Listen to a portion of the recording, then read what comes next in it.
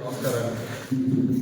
ముఖ్యంగా తెలుగు శక్తి అనకాపల్లిలో press meet ఏర్పాటు చేయడం ముఖ్య ఉద్దేశం ఇవాళ ఎలాగుందంటే జగన్మోహన్ రెడ్డి గారు పుచ్చకాయలో అంటే భుజాలు తడుకునే విధంగా రెడ్ బుక్ అని చెప్పి పదే మాట్లాడుతున్నారు.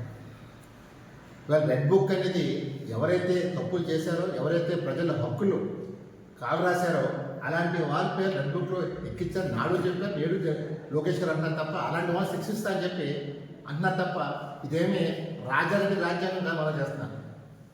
ఇవాళ జగన్మోహన్ రెడ్డి గారు ముఖ్యమంత్రి ఉన్న టైంలో ప్రజల్ని అన్ని జిల్లాల్లోనే ప్రజలు పీడించారు.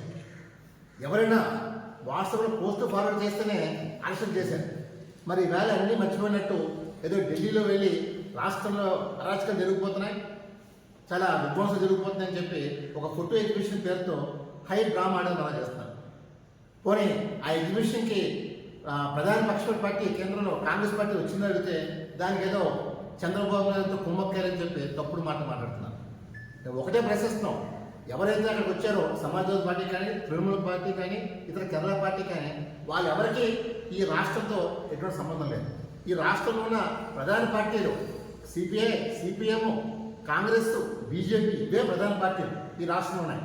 మరి ఇట్లాంటి పార్టీలు రాకుండా ఎవరో పార్టీలు తీసుకొచ్చి అది కూడా బ్రతిమాలు కూడా తెచ్చుకున్నారు తప్ప వాళ్ళు ఏమీ ఇష్టపూర్వకంగా రాలే. ఏదో పార్లమెంట్లో జరుగుతున్నాయి కదా మన ఎంపీలు తీసుకొచ్చేస్తారు అని ఒక భ్రమతో కలకని వెళ్ళారు, కానీ అక్కడ ఫ్లాప్ అయ్యారు. తర్వాత ఏమన్నారు, రాష్ట్రపతి, ప్రధానమంత్రి గారు, హోంమంత్రితో అపాయింట్మెంట్ తీసుకుంటారు వెళ్ళారు. మరి ఎందుకు తీసుకోలేదు, ఎందుకు కలగకపోయినా అడుగుతున్నారు. అంటే కేవలం అసెంబ్లీ సమావేశాలు మానేయాలి, వెళ్ళకూడదు అనే ఒక సంకల్పంతో ఈ డ్రామా ఆడే తప్ప కూడా కాదు. మరి ఈవేళ చంద్రబాబు నాయుడు శ్వేతపత్రాలు విడుదల చేశారు. దానిపైన సమాధానం చెప్పండి. ఎక్కడో ప్రెస్ మీట్ పెట్టి సమాధానం చెప్పడం ఏంటి? నేను ప్రజలు వెనుక్కొని అసెంబ్లీకి పంపించాను. అసెంబ్లీ సాక్షిగా చెప్పాలి అది ఏదైనా, అంతేగాని ఎక్కడో నేను కూర్చొని మాట్లాడతానంటే చరిత్ర జగన్మోహన్ రెడ్డి.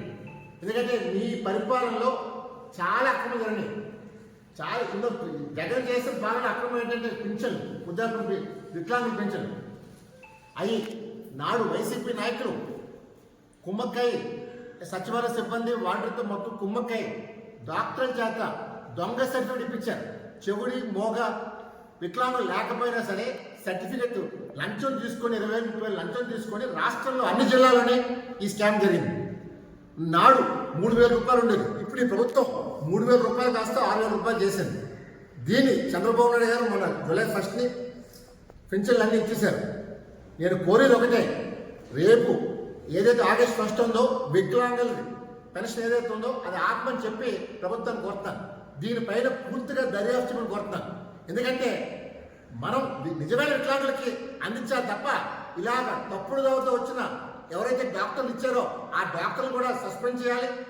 ఎవరైతే లబ్ధి పొందారో వైసీపీ కార్యకర్తలు వీళ్ళు కూడా అరెస్ట్ చేయాలి. ఎందుకంటే ఇది ప్రభుత్వం వాళ్ళకి ఏదో సాయం చేయాలని ఒక సంకల్పంతో చేసే కార్యక్రమాన్ని వీళ్ళు కూడా వైసీపీ ప్రభుత్వంలో దుర్వినియోగం చేశారు.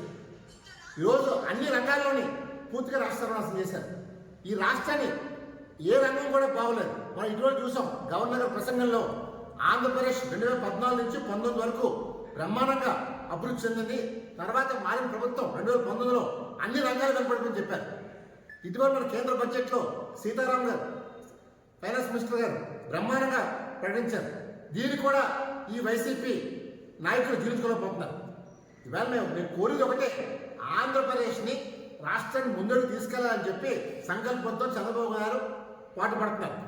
అందరినీ నేను ప్రజాసేవకుని అన్న తప్ప రాజుని కాదు. మనం చూసాం గత ప్రభుత్వంలో ముఖ్యమంత్రి వస్తుంటే చెట్లు నరికేయటం, స్కూళ్ళు మూసేయటం, షాపులు మూసేయటం, ఎంత అరాచకం చేస్తారో మనం చూసాం. ఇవాళ మేమేమి అరాచకాలు చేయలేదు.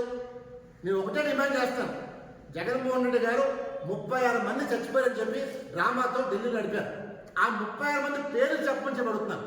ఆ 36 కుటుంబాలకి నువ్వేనా ఆర్థిక సాయం చేసి అడుగుతున్నాను. మరి గతంలో చంద్రబాబు నాయుడు తప్పుడు కేసు పెట్టినప్పుడు కొంతమంది చనిపోతే నారా భువనేశ్వర్ గారు వాళ్ళ ఇంటికి వెళ్ళి ఆర్థిక సాయం చేశారు, చేదోడు వాళ్ళ పిల్లలు ఆదుకుని చెప్పారు. మరి ఈ 36 కుటుంబాలు నువ్వు ఏం చేశారు అడుగుతాను, మీ నాయకులు పరామర్శించి అడుగుతాను.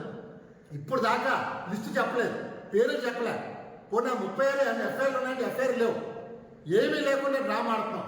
రాష్ట్ర ఆర్థిక పరిస్థితి పూర్తిగా తారుమారు చేసి ఈవేళ ఆంధ్రప్రదేశ్ని అధ్వంసం చేసావు.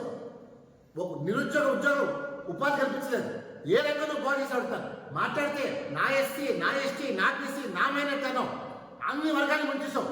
నువ్వు చేసిన అరాచకాలు అంతైందా కాదు. నీ మీద నిజంగా ఒక పిలిపించి సభ పెడితే జనాలు వేలాది లక్షల మంది వస్తారు. నువ్వు చేసిన అరాచకాలు ఇప్పటికైనా సరే నీకు నిజంగా దమ్ముంటే రెడ్ బుక్ కాదు, రెడ్ బుక్ లో తప్పుడు చేసిన నా కొడుకు ఎవరైనా సరే జైలుకి పోతాడు. అది నువ్వైనా పోతావు. ఎందుకంటే మేము ఒకటే కోరుతాం, జగన్మోహన్ రెడ్డి నువ్వు నిజంగా మగాడివైతే రేపు సోమ అసెంబ్లీకి రా, అసెంబ్లీ మాట్లాడు. చేతకాని కొజ్జా కింద బయటపడటం కాదు. ఇవాళ A1 A2 చూసాం, A2 రాష్ట్రంలో చూసాం.